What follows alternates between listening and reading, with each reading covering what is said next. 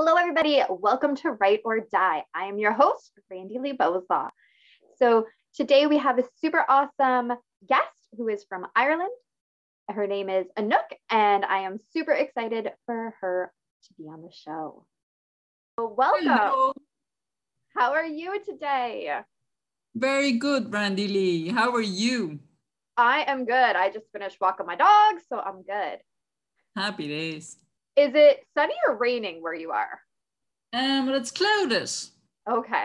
Because I went to Ireland once for a kickboxing tournament and it just rained like the whole week. Yes, that's normal.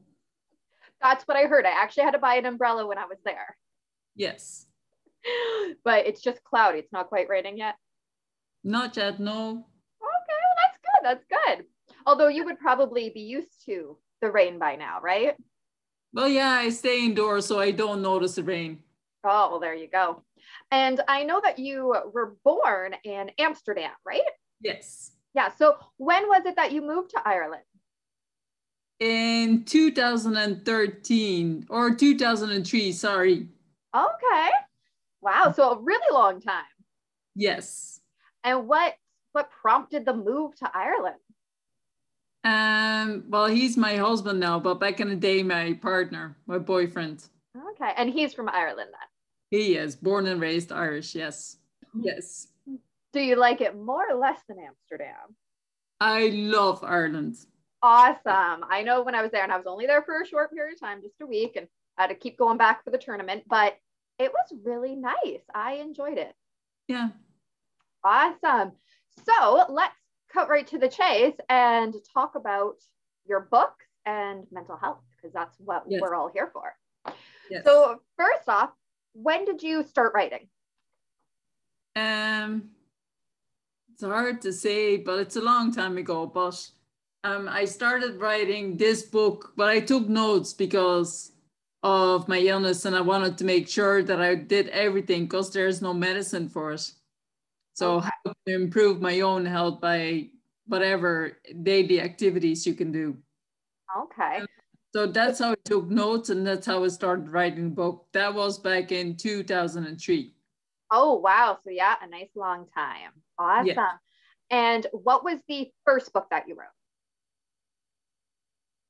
Well, I call it Your Body, Your Way now, but back in the day, I call it different. Can't even remember anymore. Oh, okay. So it went through some title change. Oh, yes, loads. Okay. And what is that book about? It's basically about how you can improve your well-being by changing small stuff. Of course, food and exercise, but they're not the main things in life to change, to improve.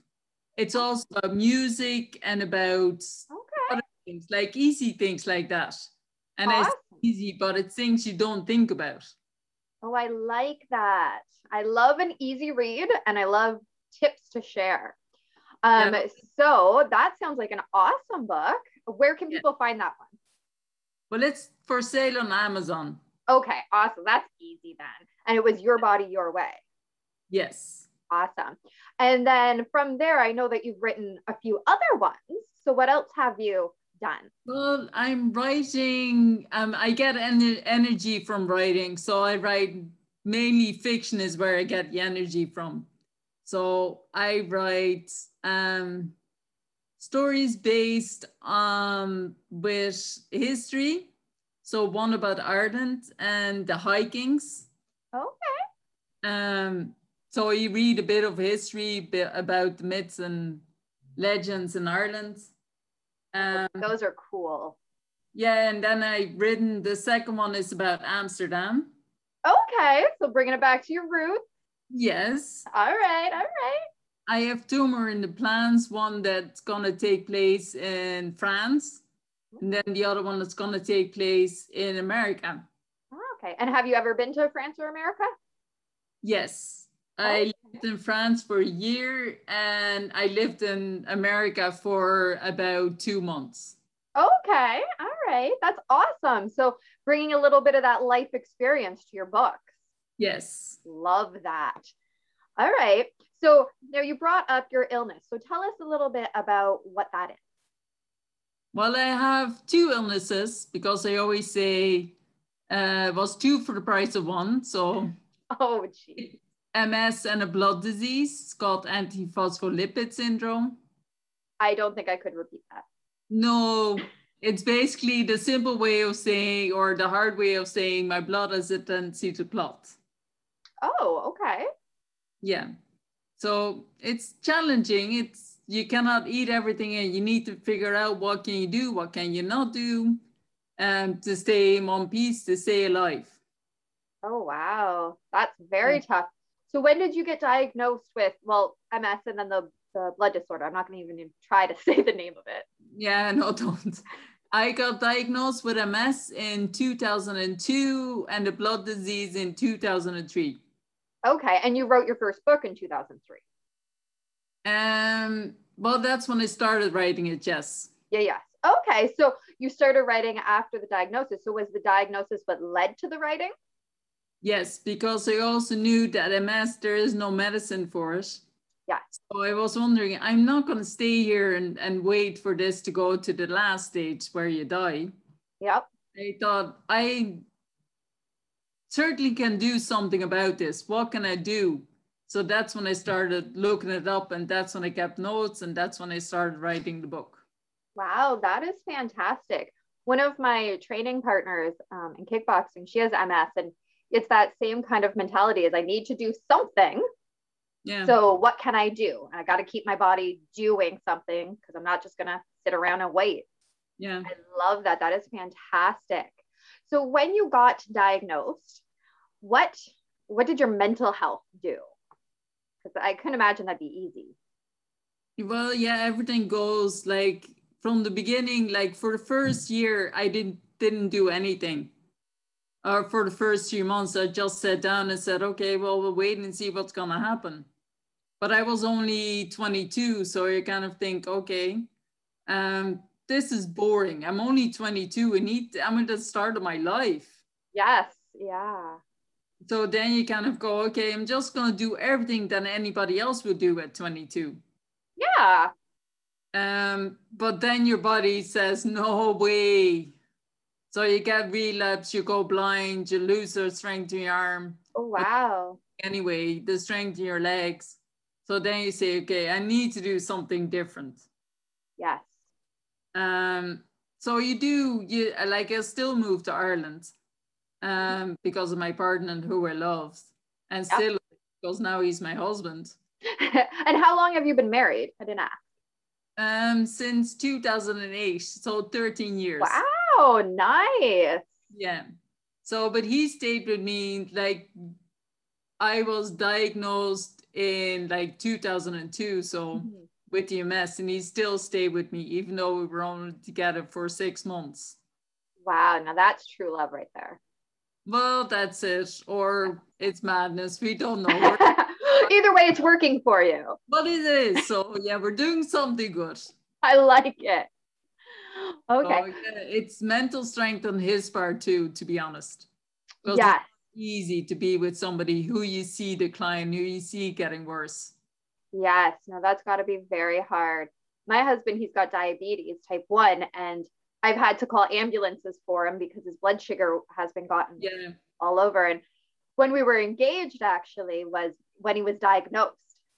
So this was 10 years ago. And I remember going into the hospital and he was in the ICU because his blood sugar actually was at a level that he should have died. Yes. Which is so scary to think about. But I go and he's hooked up to the IV and all that stuff. And he looks at me and he's so out of it. He goes, are you sure you still want to marry me? Because, this could be your out.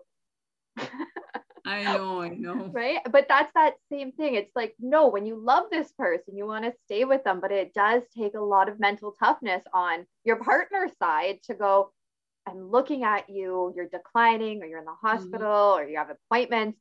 It's hard. It takes a toll on your spouse or your partner. What's his name? His name is Anthony. Anthony. Nice. So that's awesome. So we like Anthony. We think he's an awesome guy. Don't like him too much. He is married to me, so. Oh, I'm married too, so it's all good. Love that.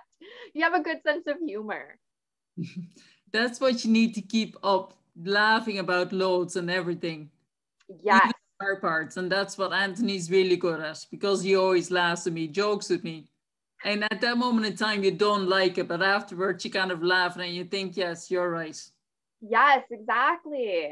Mm. Nice. So tell me about some of the moments over the last, well, I guess, decade now, more than a decade, actually. More than a decade, yeah. Oh my gosh, that makes me feel old. Thinking that long ago. I'm 43, you're still young. So over a decade, I'll get back to my question. Yes. Tell me about some of those moments when you've been really low, because I know you said you get energy from writing. So tell me about the times when you don't have that energy, when you're feeling really low. Well, let's say last week. It's not even that long ago, but last week, because I hurt my knee, and I have a tendency to overextend my knee, but I flex it too much. So I hurt my knee and I couldn't stand up. I couldn't overextend my knee. So I had a tendency to fall. Okay. So that was kind of when I was really low. So I didn't do much. Okay. And how did you get out of that? By writing. Okay. And so do you have to force yourself to write when you're in those states, or are you like, yeah, I want to write when I'm in those states? Well, I do want to write, but I kind of have to force myself to say, okay, get out of here now. You need to go and do something. Okay. Yeah. So, yeah, that's when I kind of forced myself out of it by writing something. Okay. I have two different books that I write at the moment. So one is really? for 10-year-olds. And What's the other that one about? About Dutch history. Oh, nice. You have such an expansive knowledge. I love it. So yeah, well, my imagination doesn't stop. And I was thinking this morning, can my imagination just stop so I can actually write? that's hilarious. I love that. But as a writer, you need an imagination, right? So you need it to keep going and going. Yes. I agree. Whenever I see anything, actually, this morning we were walking the dogs, me and my youngest. So we have two dogs. We were walking them, and there was a bunch of squirrels on this one tree. My youngest goes, "Oh, hi, squirrels." And of course, my imagination kicks in. And I'm like, I could write a story about squirrels and they're doing this and that. And then just go, go, go. So I totally get that. Sometimes you just are like, okay, shh. Yeah. Please give me a break here. I don't have to write this story down. Yes, I know. I had no pen or paper on me. No phone. Like I was just walking my dogs. Like, hey, gotta remember this. It's a good idea. So how do you get your ideas? So you say your imagination's always going. So where do those ideas come from? Like yourself, like you said yourself, I couldn't see a squirrel or something. Or my girl, I have a 11-year-old girl, and she hates spiders. Oh, me too. I wrote a story about a talking spider. But he rescues the kids and everything. But that went away now, and now I have a talking mouse. Oh, I like it. Yeah, did your daughter approve of the talking spider? She liked it, but I think this one is better. Okay, and it's not about a spider. Yeah, no, I hate spiders too. So do you get ideas from your kids? Like, do your kids say, hey, write a story about whatever? Oh yeah, we started a different story, but again, we kind of stopped it because I have too many other things that I'm working on. But this is the vampire cat. Oh, yeah, I would be interested in reading that one. Yeah. I know. So when you do eventually finish it, you gotta send me an email. I will. Yes. So before you got diagnosed, what were you going to be when you grew up? Oh, I was going to work in the hospitality industry because I love that. Okay. Anything specific? Well, I don't know, but I worked in this and I organized weddings and everything. And so I love that. Love doing that. That is so interesting. You could turn that into a book. Yes, no, my life is interesting altogether, but yeah, I can turn everything in a book. The day is too short. It's true. I know Yes. it is so true. So, getting back to mental, I get off topic all the time, but that's fun. That's how Sorry. conversation is, right? Yes. And that's how my brain is. It's always, um, Yes. but so you talked about when you're low, right? And you sometimes have to force yourself to write, and you feel better after. Yes. Take does it take 5 minutes of writing, an hour? Like, what do you do? How much do you have to do it? Oh, I do it the whole day long because my mind just keeps working. So I might not write it out, Yep. but that's what I force myself. I'll write it out now. Come on. Okay, very I nice. tell myself bedtime stories where I work on the book and then I need to write it out in the morning. I just keep repeating it and build on it. And Oh, nice. out in the morning. That is awesome. Is there Hmm. anything else that you do when you're kind of low feeling?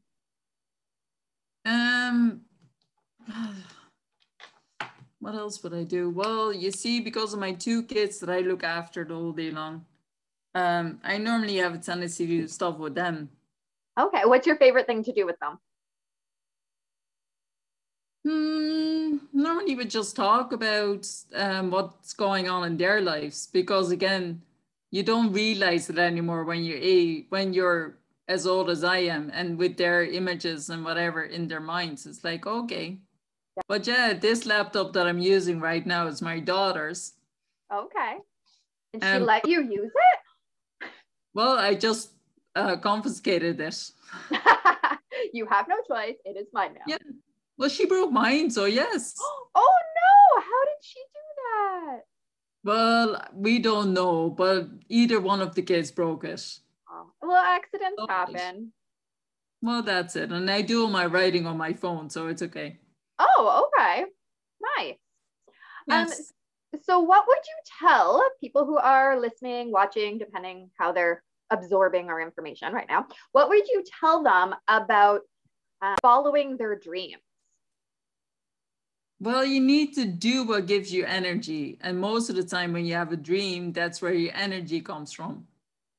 So even though you might not feel like you're up to it, that you can do it because whatever your body doesn't let you, um, you still need to find a way that you can do it. It might not be the way you've known how to do it before any of this, but do it anyway.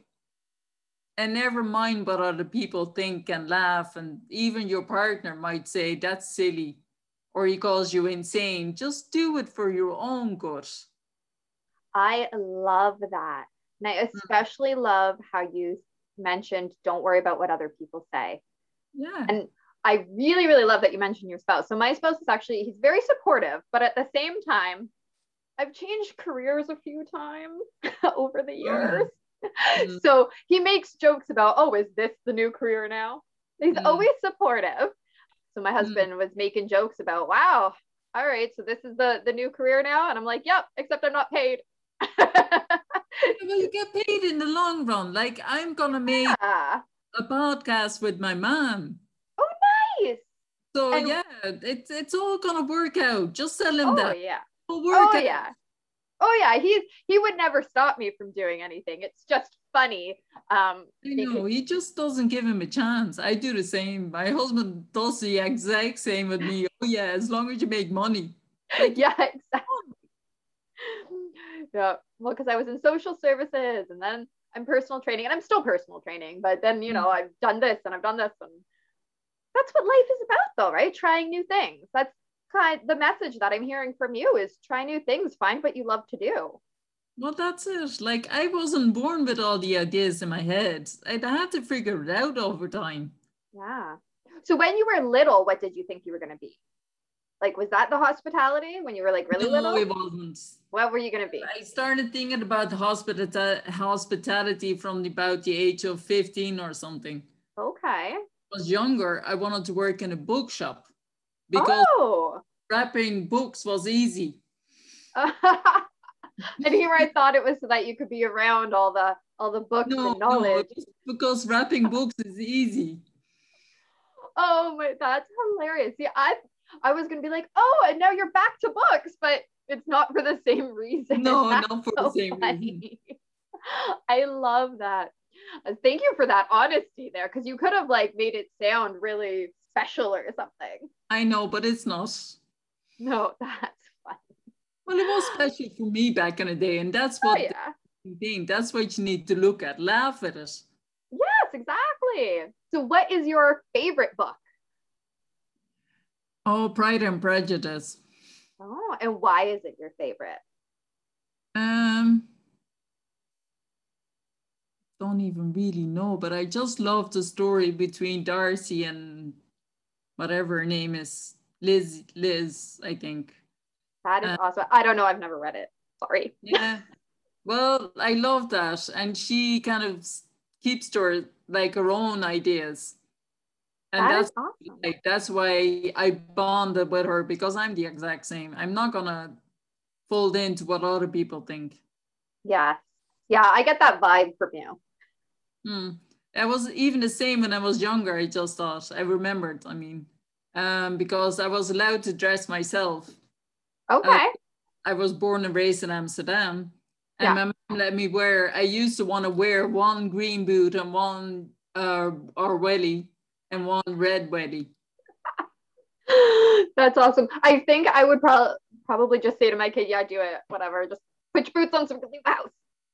Well, that's what my mom said, and then we walked to school, and other people gave out to my mom. Can you not even dress your child? My mom was like, she done it herself. That's awesome. I like your mom. She sounds cool. And you She said is you're good. making a podcast with your mom. Yes. So what is that going to be about? Especially now that I know that your mom's so cool. Well, my mom is even cooler because she went to the Olympics in Mexico and when was it 70 or no 68, sorry. What did she do there? Not put. Wow. Yeah, she was eighth of the world, so Wow. Your mom is so cool. I know. And then the interesting story as well is my dad and my mom built a house in France. Oh, wow. Yes. So yeah, they're really cool parents. But yeah, my mom and I are going to talk about how you can do the job that gives you energy and Wow. it about stuff like that. So That's fantastic. So you'll have to let me know when that actually goes out there. That would be interesting. yes, I will. Awesome. So wrapping up, coming full circle back to our main topic here. All right. So with your mental health, and I Yes. know that you've already told everybody listening um, what you want to tell them, because I asked that question earlier, and it was about Mhm. finding what gives you energy, which is fantastic. Yes. But what would you tell to somebody who says, okay, but how do I find what gives me energy if I don't have the energy to do it? Well, it took me 10 years to do it. So again, don't worry. It doesn't come overnight. You give yourself the time and just try stuff out, is what I would say. That's Um, awesome advice. it's really what it is. It doesn't, you're not born with it. Well, some kids are. But go back to what you done when you were younger. What did you like? What did Yes. you do? Oh, I love that you said that, because this whole posting this show on YouTube. So when I was little, Hmm. I was going to be an actor. Yeah, well, that's it. So what do you So do now? You present stuff online. exactly. So I love that you said that, because that's how I felt about it, is getting back to what I Mhm. wanted to do when I was little. But it's fantastic that we have this kind of technology that we can do these things now. Yes. Awesome. That is such good advice. And so where can people follow you? Well, you can either go to Amazon, but otherwise on Facebook. And okay, and what will they search into Facebook? You can either type my name, Anouk Beale, or Anouk Beale Otter. Okay. Um, And so you spell that. Can you spell it for us? yes,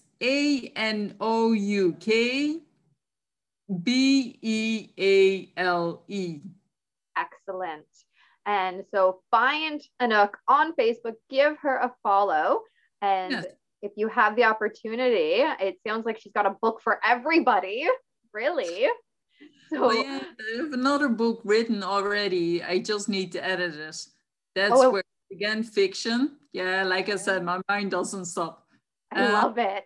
yes, this is where humans turn into cats, and those cats can then turn into bigger felines. So lions, panthers, tigers. Ooh, cats are my favorite animal. So I'm gonna have to read Mine that. too.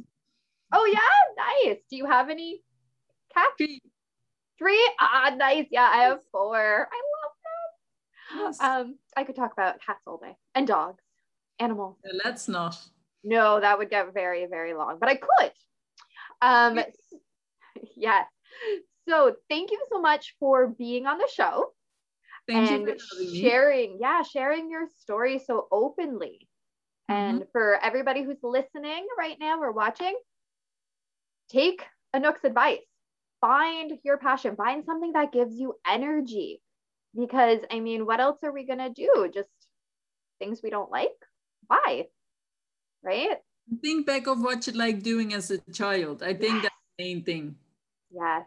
Then you don't stop without limitations on them. Oh, I love that. Yes. So thank you so much. Follow Anouk on Facebook. Find her books on Amazon. I will be putting links down below in the description. So it will be really nice and easy for you to find and give that a follow. And we'll have another awesome guest next time, although I don't think they'll be from Ireland. So thank you for coming. Thank you. I hope everybody enjoyed the episode today. And of course, if you did, hit that like and subscribe button. Share this episode to try to get the word out there. And the only way to end the stigma with mental health is to openly discuss it and be honest. All right. I'll see everybody next time.